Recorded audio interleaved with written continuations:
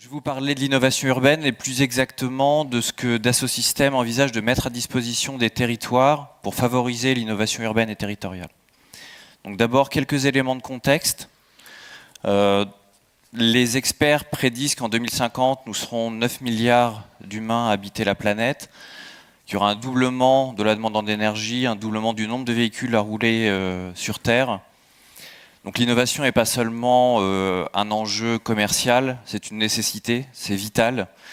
Comment mieux se déplacer, comment moins consommer, comment mieux gérer les ressources naturelles. Donc c'est indispensable, c'est une des raisons pour lesquelles Dassault Systèmes va dans ce domaine-là.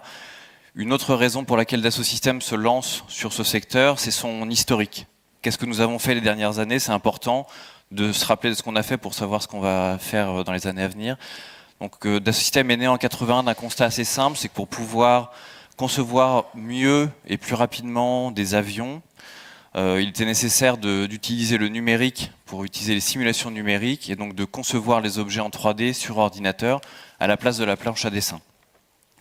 Ensuite, on est passé à une étape supérieure qui était ce qu'on appelle la maquette numérique, qui consiste à assembler l'ensemble des pièces d'un avion de manière virtuelle jusqu'à la certification par la FAA, en l'occurrence, c'était le Boeing 777, de manière complètement virtuelle, sans le passage obligé par la maquette physique. Donc vous imaginez les gains financiers évidemment et le nombre d'alternatives qu'on a pu tester virtuellement à la place des maquettes physiques qu'on a expérimentées jusque-là.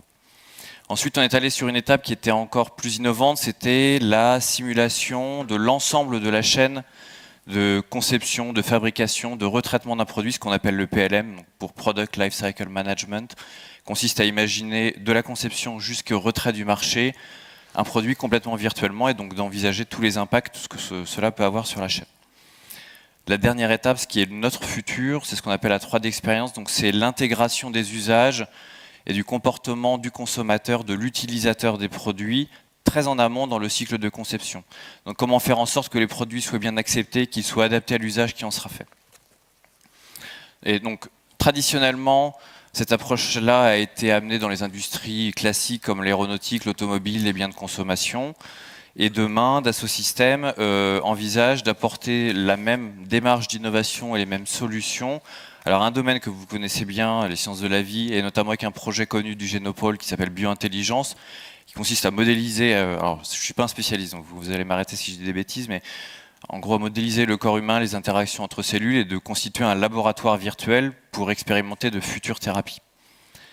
Un deuxième sujet d'application de cette démarche d'innovation et de ces solutions, c'est l'approche territoriale et urbaine, où là on couvre un nombre de domaines d'industrie ou de domaines de la vie qui sont assez déments. On va de la mobilité à l'énergie, en passant par la construction, les sciences de la vie, tout ce qui est plan hôpital, qualité de l'air, santé, etc.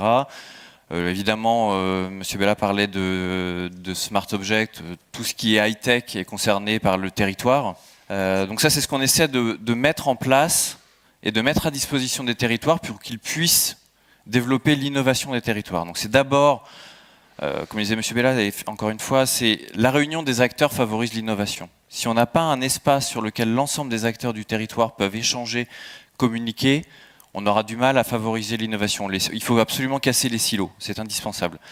Donc la proposition de valeur là-dedans, c'est d'amener un référentiel numérique sur lequel l'ensemble des acteurs peuvent contribuer, amener leurs données, leur savoir-faire et échanger, partager ce savoir-faire. Ensuite, la 3D. On considère que la 3D aujourd'hui est un média compris de tout le monde. Alors là, on peut remercier pour une fois les entreprises américaines d'avoir finalement démocratisé l'usage de la 3D sur ce sujet en particulier avec Google Earth notamment.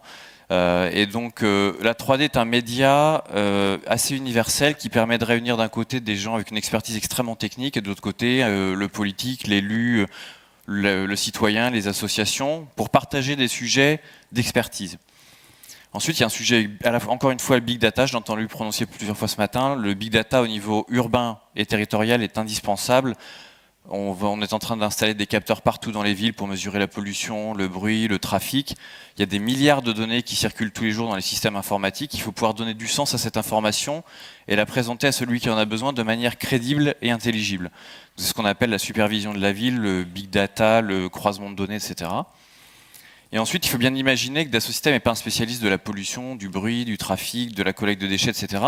Donc l'ambition de cette plateforme, c'est de permettre à des sociétés qui ont un savoir-faire dans le domaine urbain de venir proposer leurs services, leurs applications dans ce domaine de la simulation, encore une fois, du bruit et du trafic, par-dessus cette plateforme-là, et de vendre leur savoir-faire. C'est important, c'est qu'on a fait l'acquisition d'une société qui s'appelle Archividéo en avril 2013, qui est basée à Rennes et qui avait déjà tout un historique avec Rennes Métropole. C'est comment on reconstruit très rapidement une maquette 3D d'un territoire à partir des informations fournies par le territoire, ce qui est clé, hein. Ce qui pour le coup fait une différence fondamentale avec Google. C'est pas nous qui sommes propriétaires des données, mais bien la collectivité. Par exemple, Rennes Métropole présente ses projets futurs, en l'occurrence là un projet près de la gare, et peut le présenter dans des démarches citoyennes. C'est-à-dire que ça a été présenté dans ce qu'on appelle les caravanes des quartiers, où les élus, les services techniques partagent cette information avec les citoyens, collectent le retour citoyen, et éventuellement peuvent adapter les projets si vraiment il y a un rejet fort de ces projets. Ensuite, il faut bien voir que ce n'est pas qu'un outil de visualisation. Ici, on présente par exemple les résultats d'une étude de bruit sur les façades des principales artères de Rennes Métropole. Il faut voir que cette étude est en train de servir aujourd'hui à la priorisation des actions en termes de rénovation des fenêtres sur Rennes Métropole. Un autre usage de la maquette, c'est ce qu'on appelle les images historiques, donc expliquer comment la ville a évolué et pourquoi elle doit continuer à évoluer. En résumé, les axes pour nous d'innovation sont assez clairs, c'est de fournir la possibilité aux collectivités de jouer des scénarios d'anticipation, de jouer des scénarios prédictifs. Et alors un point vraiment fondamental, c'est de le faire de manière globalisée ou holistique. C'est-à-dire quand on a un projet de mobilité comme un tram, c'est évident que ce n'est pas qu'un impact sur la mobilité, c'est un impact sur la demande en service, sur les déplacements de population, sur la production de déchets, etc. Donc il faut être capable de mesurer l'impact de ce projet sur l'ensemble des volets de la ville. Et autre axe d'innovation, c'est l'intégration très tôt du citoyen, des associations, de l'ensemble des acteurs urbains dans la démarche de co-création. Donc finalement, toute cette démarche d'innovation est résumée en une seule phrase, qui est la phrase de notre président, qui explique ici qu'on ne concevra plus les innovations de demain de la même manière qu'aujourd'hui. C'est-à-dire qu'aujourd'hui, on conçoit plutôt les innovations en tant que telles. Demain, on les concevra en les intégrant dans leur contexte d'utilisation et en modélisant le comportement de l'utilisateur. Voilà, c'est ce que je voulais partager avec vous. Je vous remercie pour votre attention. Merci beaucoup.